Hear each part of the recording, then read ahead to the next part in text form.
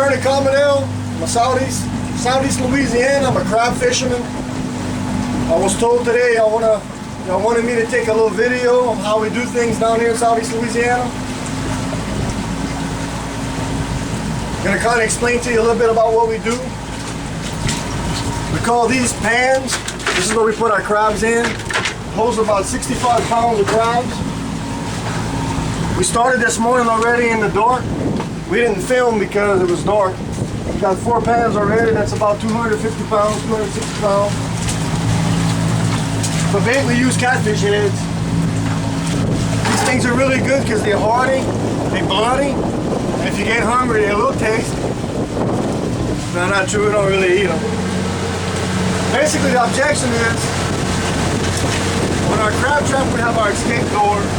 This is where we open the door at to let the crabs out.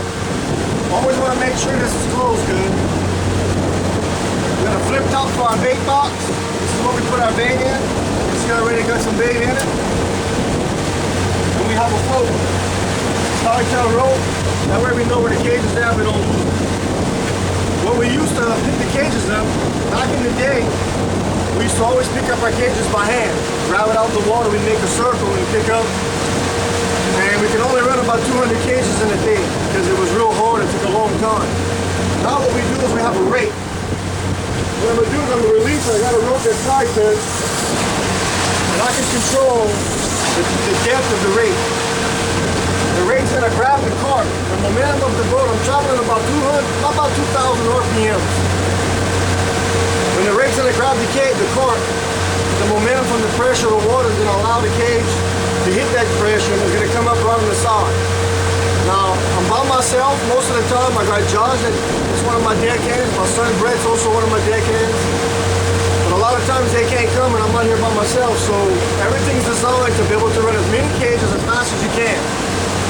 Now, the more cages you can run, hopefully the more crabs you catch, the more money you make. So you want to get into a rhythm. Always look to fill your cage with the bait box down. Now, I run about 500 cages a day. Cage comes up with the pressure. And that's a good chop right there, Paul. Woo! Now, the bigger the crab, the more money we make. You start catching these big daddies like this, that's about $2 a pound. Catch these little bastards like this, they ain't worth a crap. They ain't making nothing. It's only about 25 cents a pound. And you got people like Dennis, who sell crabs to Dennis, and they start cheating you on the side. So when we're gonna get to the dock, we're gonna make sure you don't cheat us on that. But that's what we have to right here. We got these big boys like this, and some good money crabs right there. But to run 500 cages, you gotta catch in a rhythm. So what you're gonna do is, the minute one cage comes up, you gotta hurry up and dump it. The cage is gonna come up, you wanna dump it as fast as you can, put some bait in your cage. You got ready for the next one. Good going right there, Josh. Good running, good running. We set all these cages out here a couple of days ago. So far, everything's been real good. We haven't had any problems recently. We got good weather right now. The weather's really cooperating. It's real dead, calm, and slick. And down here on the body in the swamps of Louisiana, that can change within 5 or 10 minutes. It can change. Woo, that's a good shot there. I like that, man. We're gonna have to get some good money in that cage. Good money in that cage.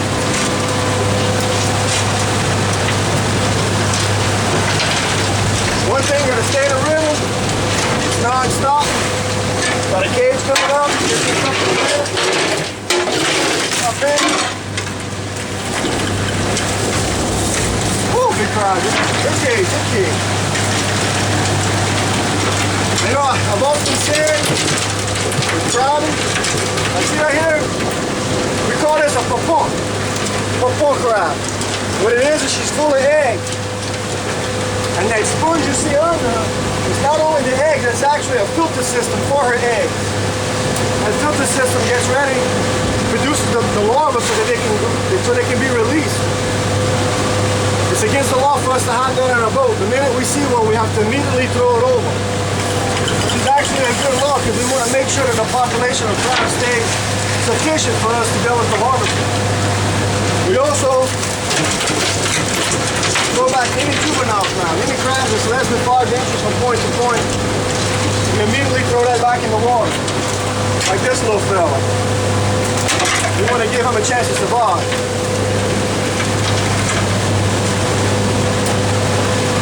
So far things have been pretty good. Weather's been good.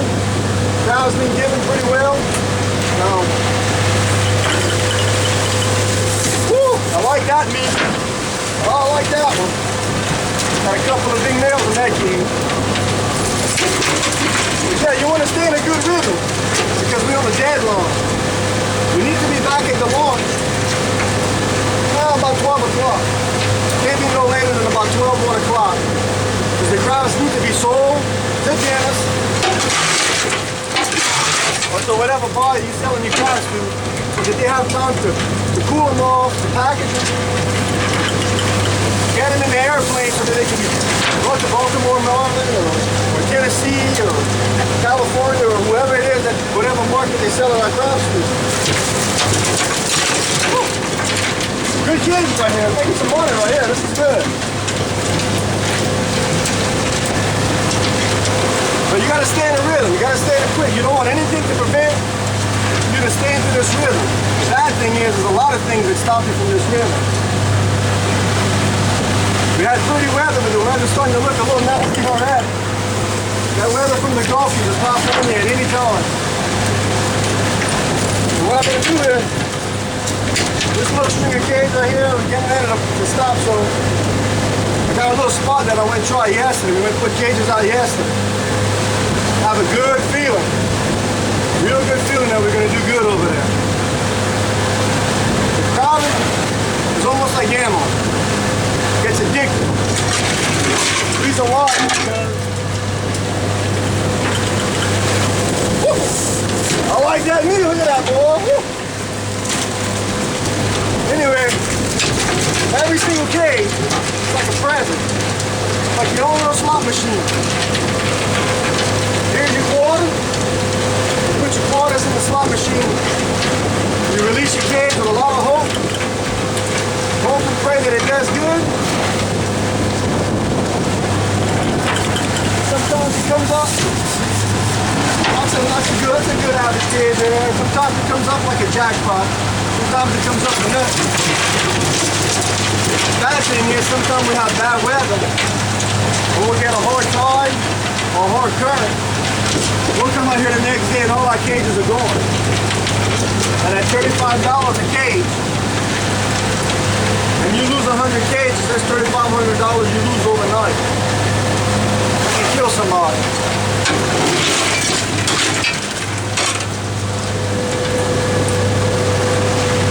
About finished with this string right here, and that little hot spot that I tried, the little spot that I have leased out, and nobody else besides me is supposed to be in there, and I haven't fished it in a year. I have a feeling we're going to do very well in there. Really excited about that new little spot.